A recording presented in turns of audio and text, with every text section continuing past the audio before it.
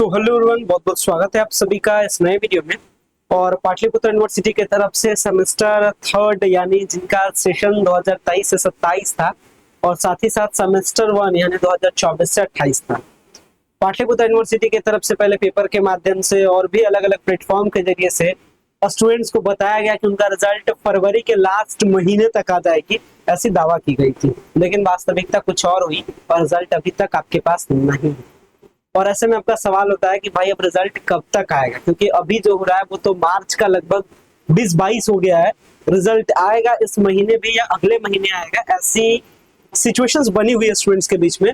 और इसके साथ ही साथ जो आगे का जो एग्जामिनेशन है, चूंकि अगर आप देखिएगा समय को, तो समय आपका मार्च का लास्ट हो रहा है। अप्रैल में फिर आपका सेमेस्टर यानी जो थर्ड वाले हैं उनका सेमेस्टर 4 का एग्जाम होना है जनवरी।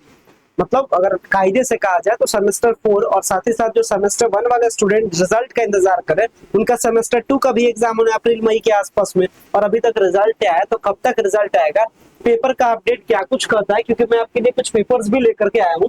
पेपर का क्या अपडेट करता है इस पाटलिपुत्र यूनिवर्सिटी के रिजल्ट को लेकर के पूरी इन्फॉर्मेशन, तमाम इन्फॉर्मेशन को हम एक्सप्लेन में समझेंगे।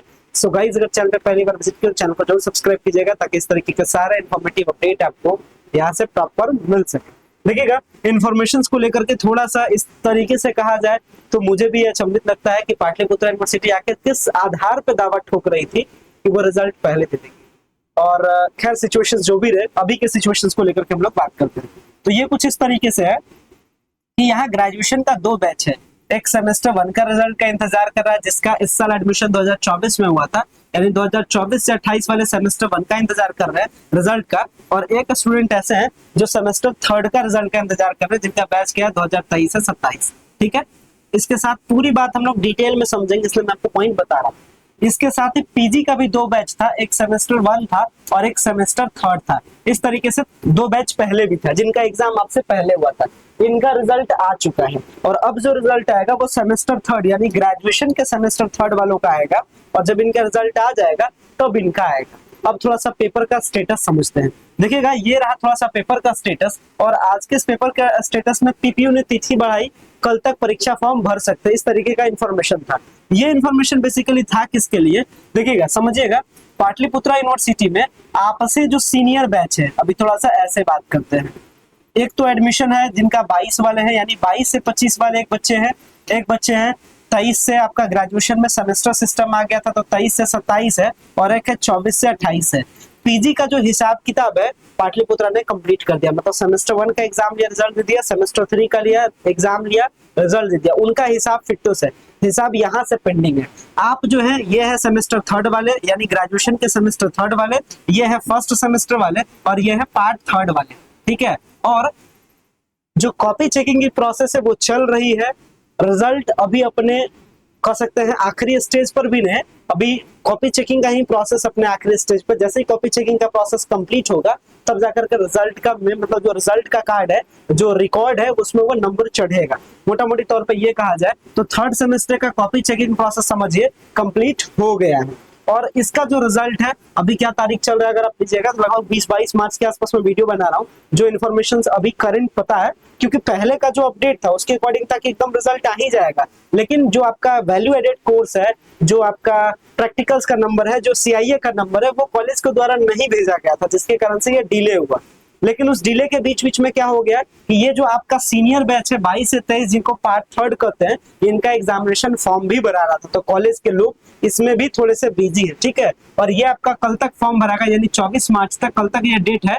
और इसके बाद क्या हो जाएगा, ये जो फॉर्म भराने का प्रोसेस है 24 मार्च तक, ये आपका क्या हो जाएगा, खत्म हो जाएगा। जैसे ही पार्ट 3 का एग्जाम फॉर्म भरना खत्म हो जाएगा तो जो भी बचा खुचा काम होगा रिजल्ट का वो तेजी से बढ़ेगा। मतलब मान के चलिए इस महीने लास्ट ऑफ मार्च तक आप मान के चलिए कि सेमेस्टर 3 का रिजल्ट आ ही जाएगा। और जो सेमेस्टर 1 का रिजल्ट है वो आप थोड़ा सा और डिले कीजिए, लगभग 4 से लेकर के 7 अप्रैल तक रखिए, तब तक रिजल्ट, यानी हर हालत में रिजल्ट आपका इनके पार्ट 3 के एग्जाम लेने से पहले आपका रिजल्ट दे देना है, क्योंकि फिर यूनिवर्सिटी पार्ट 3 का एग्जाम लेने में लग जाएगी। जो कि पार्ट 3 का एग्जाम लगभग 16-17 अप्रैल से आपका पाटलिपुत्र यूनिवर्सिटी के पार्ट 3 यानी दोनों के सीनियर बैच का एग्जाम स्टार्ट हो जाएगा। तो उससे पहले तो रिजल्ट हर हालत में दे देना है।